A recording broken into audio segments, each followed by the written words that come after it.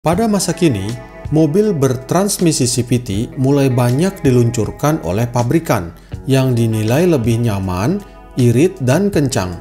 Apalagi dengan penggerak roda depannya, mobil CVT terasa lebih senyap, lincah, dan responsif. Beberapa contoh mobil CVT yang sudah beredar adalah New Avanza, New Veloz, New Expander, New BRV, CR-V, X-Trail, dan lainnya. Dengan segala kelebihannya tersebut, apakah bisa dikatakan mobil CVT adalah mobil yang terbaik untuk keluarga di tanah air? Ternyata jawabannya belum tentu guys, karena terdapat persoalan yang ada di mobil CVT yang jika tidak dipahami oleh para penggunanya sesuai kondisi di jalanan tanah air, mobil bertransmisi CVT bisa mendatangkan masalah yang berujung penyesalan.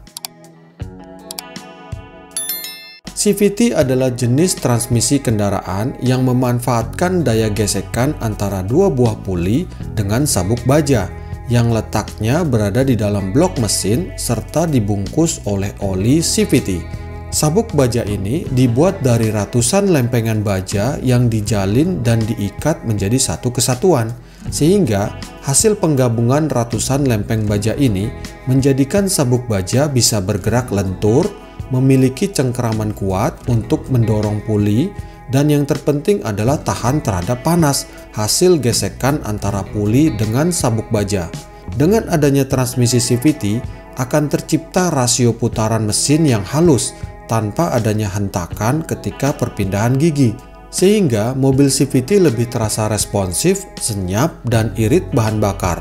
Tapi sayangnya nih guys, pada mobil CVT ketika penggunaan mobil ini dilakukan secara salah di medan jalanan tanah air, sabuk baja pada mobil CVT bisa menjadi mudah pecah, yang kepingan bajanya akan berserakan di bagian blok mesin, dan mesin mobil pun menjadi mati total. Dan yang lebih sulit lagi adalah kerusakan pada transmisi CVT seringkali tidak bisa diperbaiki, sehingga mesin CVT harus diganti satu set yang biayanya bisa mencapai 60 jutaan. Mahal sekali kan guys? Selain akibat cara penggunaan mobil CVT yang salah, ternyata kerusakan transmisi mobil CVT juga dapat disebabkan oleh usia pakai mobil, di mana pada saat mobil memiliki kilometer sekitar 150 ribuan, potensi sabuk baja untuk pecah di tengah jalan sangat tinggi, yang gejala utamanya adalah mobil menjadi tersendat dan bergetar seperti ini guys.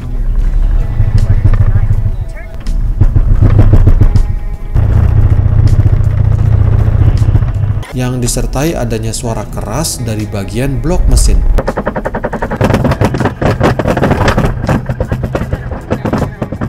Selain itu, kerusakan transmisi CVT juga akan membuat mobil kehilangan daya putaran roda meskipun RPM sudah tinggi,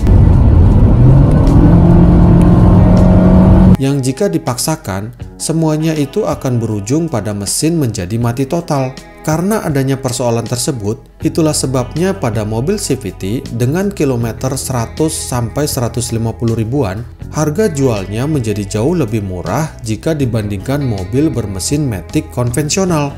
Dengan memahami hal tersebut, oleh karenanya, bagi pemilik mobil CVT, patuhilah keempat hal ini. Pertama, mobil CVT tidak cocok untuk medan jalanan menanjak, apalagi dengan beban yang berat. Contoh nyatanya pada Veloz ini guys, dengan beban 7 penumpang saja, mobil ini tidak kuat dan berhenti di tanjakan, yang jika terus dipaksakan, transmisi CVT mobil ini pastinya akan segera rusak, termasuk untuk hobi off-road pada mobil X-Trail ini yang sangat tidak disarankan. Sehingga dapat disimpulkan bahwa mobil CVT sejatinya adalah mobil untuk penggunaan di jalanan perkotaan yang rata. Kedua, mobil CVT tidak cocok untuk tujuan balapan yang membutuhkan perpindahan gigi yang cepat dan agresif. Sehingga jika hal ini terus dibiarkan akan berakibat rusaknya sabuk baja dan puli dalam waktu yang singkat. Ketiga, mobil CVT tidak boleh menggunakan oli transmisi secara sembarangan karena untuk dapat melindungi gesekan antara puli dengan sabuk baja secara maksimal, mobil CVT membutuhkan oli khusus transmisi CVT yang harga olinya biasanya lebih mahal dibandingkan oli matic konvensional. Keempat, Bagi pengguna mobil CVT, sebaiknya segera waspada ketika kilometer mobil CVT-nya sudah mendekati 100 ribuan. Dan bila perlu, sebaiknya lakukan penggantian sabuk baja sebelum sabuk bajanya pecah di tengah jalan. Dengan harga penggantian sabuk baja sekitar 1-2 jutaan dan puli sekitar 2-7 jutaan tergantung merek, tentunya biaya penggantian kedua komponen ini jauh lebih murah jika dibandingkan saat kerusakan sudah terjadi, yang mana jika kerusakannya turut merusak blok mesin, tentunya biaya penggantiannya akan jauh lebih mahal. Berikut puli dua ini sampai 18 juta. Tapi kalau ganti esi komplit itu ya cukup mahal, itu mencapai 62 juta.